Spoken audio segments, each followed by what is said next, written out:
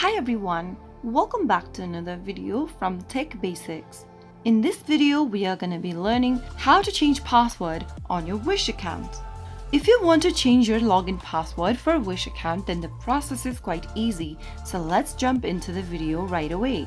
Open your Wish application from your app drawer and make sure to sign into your account. Once you're signed into the account, tap on the menu button which appears at the bottom right hand corner. From the menu option, tap on the gear button at the upper right corner.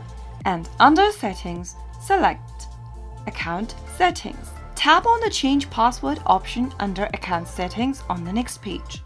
Now, you can enter your old password or the current password in the first text box that you are using for your Wish account. On the next field, type in the new password you are trying to update to. Re-enter the new password once again in the last field and finally tap on Save Changes at the bottom. Soon after you do that, you will be able to change your Wish account's password in just a couple of minutes.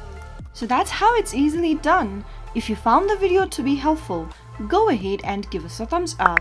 Don't forget to subscribe to the channel by hitting the subscribe button. Press on the notification bell so that you'll never miss another upcoming upload from us.